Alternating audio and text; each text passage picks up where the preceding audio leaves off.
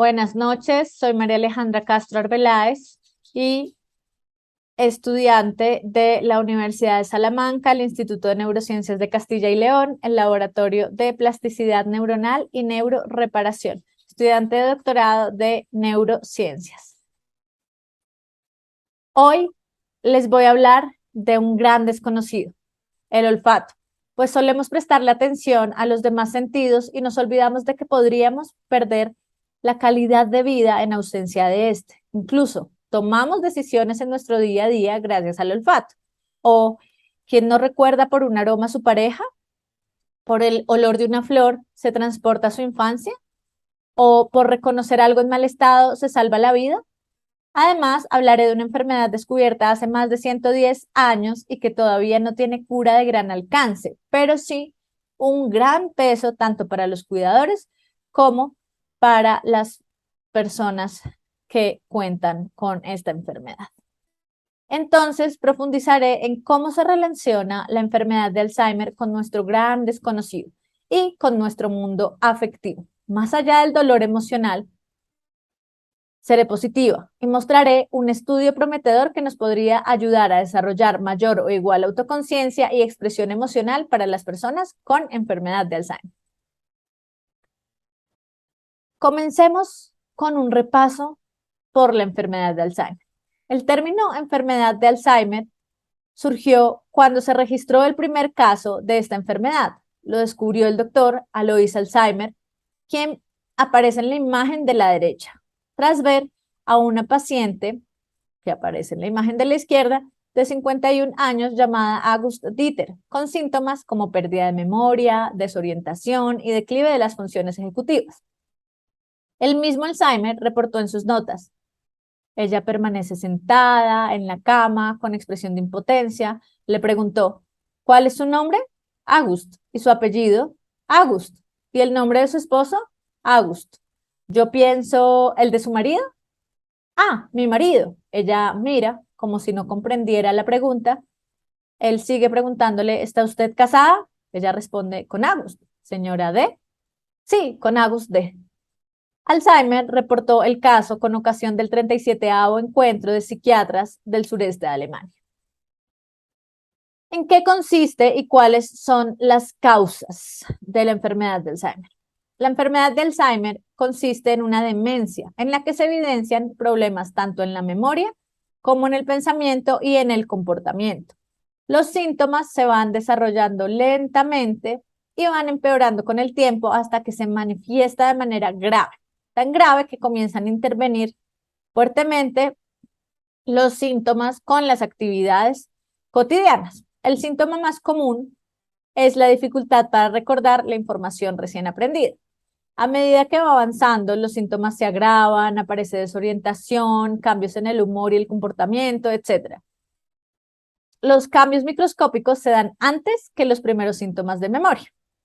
Las causas son desconocidas, pero a nivel cerebral asociamos la enfermedad de Alzheimer con una proteína que se va acumulando en los espacios de las células neuronas, llamada proteína beta amiloide, y con ovillos o fibras de otras proteínas llamadas tau que se van acumulando dentro de las células. Es decir, hay acumulación de proteínas dentro de las células nerviosas y en los espacios, bien sea dentro gracias a las proteínas tau o entre los espacios gracias a las beta amiloides.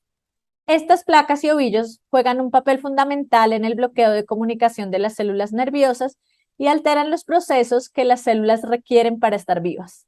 Su destrucción y muerte va causando fallas de memoria, cambios de personalidad, todos los síntomas que conocemos de la enfermedad de Alzheimer. ¿Cuáles son los factores de riesgo de desarrollar esta enfermedad? El envejecimiento es el mayor factor de riesgo para desarrollarla. Otro factor de riesgo es tener familiares que posean enfermedad de Alzheimer. Los genes de riesgo que aumentan la probabilidad de desarrollarla son la apolipoproteína E4 o ApoE4. Las variantes que causan directamente la enfermedad son la proteína precursora amiloidea o presenilina 1 y presenilina 2.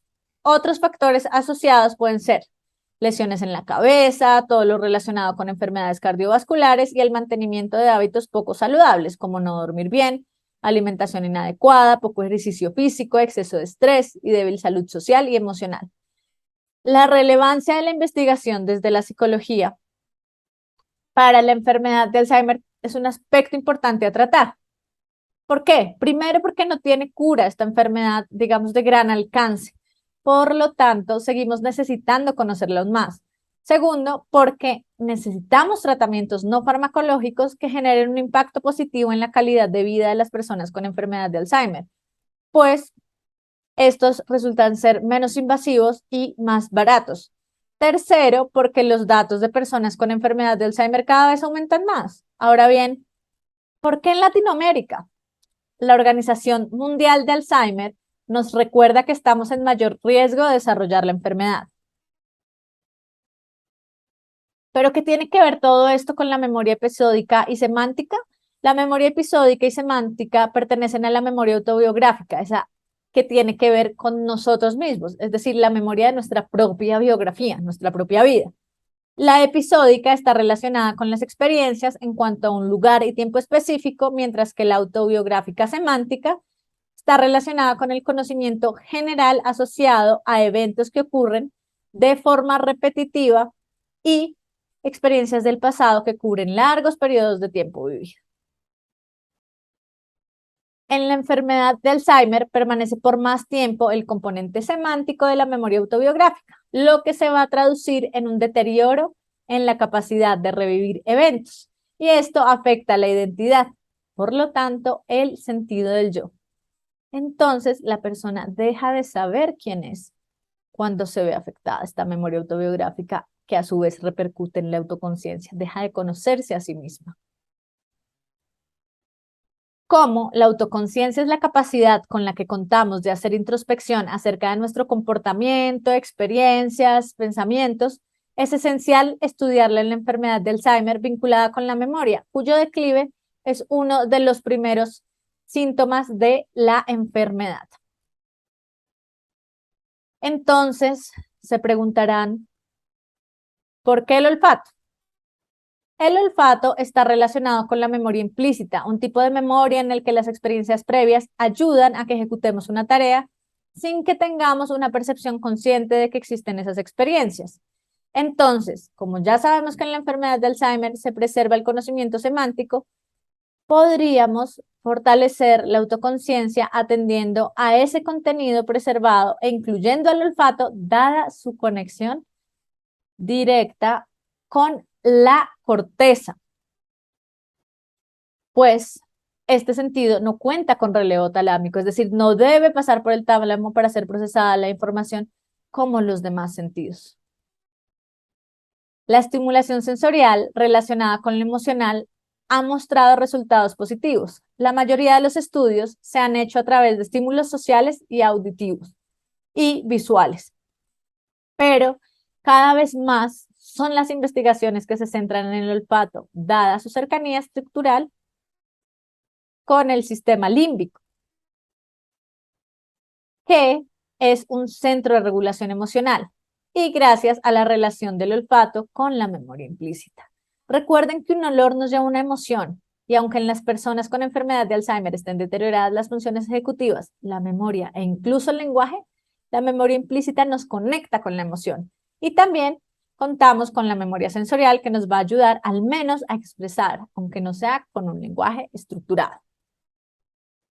¿Qué se está haciendo en República Dominicana y Colombia? Estamos revisando el impacto de los olores familiares en la autoconciencia en las personas con enfermedad de Alzheimer.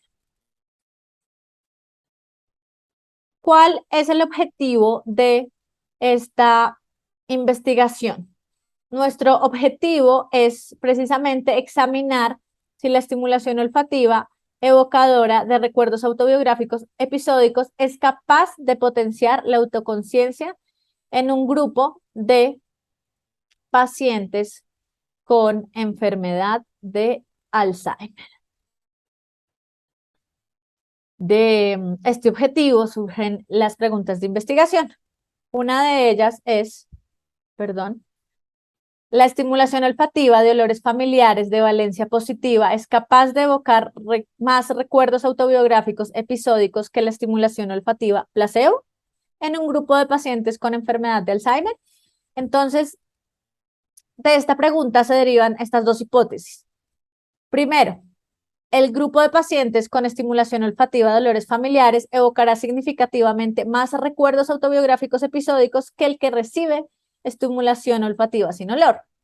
Segundo, los recuerdos autobiográficos episódicos evocados automáticamente o involuntariamente gracias a la estimulación olfativa familiar son más numerosos y ricos en contenido subjetivo que los recordados por procesos voluntarios o explícitos. De ahí surge la siguiente pregunta de investigación. La evocación de recuerdos autobiográficos episódicos por la estimulación olfativa familiar podría tener un efecto facilitador o reforzador sobre la autoconciencia. Nuestra hipótesis derivada es que el grupo de pacientes con estimulación olfativa de olores familiares evocadora de recuerdos autobiográficos episódicos mejorará su nivel de autoconciencia respecto al que recibe estimulación olfativa sin olor o placebo. Entonces, ¿cuál es nuestra metodología? Contamos con 4 instrumentos, aunque al principio hacemos una evaluación neuropsicológica de las funciones ejecutivas, de cómo está en la enfermedad, por ejemplo, a través del test del Mini-Mental, cómo son los comportamientos, si hay síntomas neuropsiquiátricos y un test del olfato. Hacemos ese tipo de test, pero durante la investigación utilizamos estos 4 test que ven aquí. Uno es la estimulación olfativa familiar y los otros, los primeros 2, evalúan la memoria autobiográfica y el tercero evalúa la autoconciencia. Entonces, el TEMPAU también es llamado el test episódico de la memoria pasada. Lo desarrollaron Piolino y colaboradores en el 2003. Nosotros utilizamos la versión corta de Eustache y colaboradores del 2004. ¿Qué pasa con este test? Este test de memoria autobiográfica episódica nos permite evaluar recuerdos personales del pasado, situándolos en su contexto espacio-temporal y detallando la experiencia subjetiva de dicho recuerdo a través de emociones, pensamientos, percepciones, y nos permite obtener 2 puntuaciones. La autobiográfica global, que es el número de recuerdos autobiográficos, y la puntuación episódica, que recoge el número de detalles contextuales de cada recuerdo, y cada uno de ellos podrá tener una puntuación contextual máxima de 4 puntos. Entonces, la instrucción que recibe el sujeto es la siguiente: cuente recuerdos o historias personales de su pasado con todo detalle. Además, utilizamos el test AMQ o cuestionario de memoria autobiográfica de Rubin y colaboradores del 2003. Este test nos va a permitir evaluar la experiencia subjetiva de los recuerdos autobiográficos. Para cada hecho personal recordado, se explora la experiencia subjetiva de aspectos como la intensidad emocional, el sentimiento de viajar al pasado, la vivacidad del recuerdo y la intensidad placentera a través de 4 preguntas con una escala Likert de 0 a 3 puntos. Por último, tenemos el test de autoconciencia, el cuestionario de autoconciencia de Hill y colaboradores, desarrollado en 2001, que permitirá evaluar la conciencia de sí mismo, o sea, de esa persona, y se examina a través de este cuestionario y nos va a permitir ver los factores asociados a la autoconciencia. Factores como cuáles, como la identidad personal, como la nosognosia, como el estado afectivo, como la representación corporal, como la memoria prospectiva, como el juicio moral y como la introspección. La estimulación olfativa familiar se hace o a través de placebo o a través de una esencia de chocolate que ya ha sido probada en Francia, que funciona como estimulación olfativa familiar y además es uno de los reconocidos a lo largo de todo el mundo y relacionado con las culturas con las que estamos trabajando. Nuestros participantes van a ser 50 personas, 25 que pertenecen al grupo control y 25 que pertenecen al grupo experimental. Nuestro diseño. Planteamos un diseño mixto con un factor inter, que sería el grupo, y un factor intra o de medidas repetidas, que serían los momentos de evaluación. Los criterios de inclusión. Los participantes de este estudio serán pacientes con enfermedad de Alzheimer que cumplan los criterios diagnósticos determinados por el DSM-5 y además serán pacientes con esta enfermedad, pero su severidad tiene que ser de leve a moderada en función de la escala clínica de demencia y el Mini-Mental. ¿Cuáles son los criterios de exclusión? Se excluyen todos los sujetos con otras enfermedades neurológicas o psiquiátricas, con antecedentes de consumo de drogas o con alteraciones otorrinolaringólogas que afecten al olfato. Además, pacientes con un nivel insuficiente de comprensión verbal, para esto se utiliza el Mini-Mental y debe estar por encima de 2 puntos para tratar de asegurar por encima de 2 puntos relacionados con esa parte de comprensión verbal del test, para tratar de asegurar la comprensión de las consignas o aquellos que estén participando en programas de estimulación. Adicionalmente, no se evaluarán los pacientes durante procesos de catarro, infecciones respiratorias o otros procesos que puedan alterar el olfato, como las alergias, pólipos nasales, todo eso se va a excluir. La evaluación neuropsicológica previa, como les mencionaba anteriormente, utilizamos varios tests. Específicamente son los que ven ahí: el Mini-Mental, el test breve de evaluación frontal, el inventario neuropsiquiátrico, la escala hospitalaria de ansiedad y depresión y el test de identificación olfativa. Nosotros contamos con un procedimiento que consiste en 3 momentos. El momento de preintervención, que es en el que realizamos una evaluación de la memoria autobiográfica.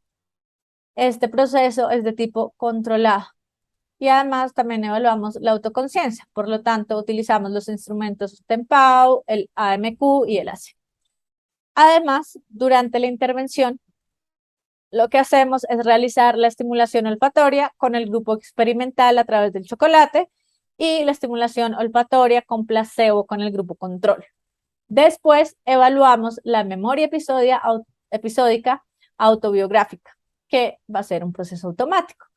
Y los instrumentos que utilizamos son el TEMPAU y el AMQ.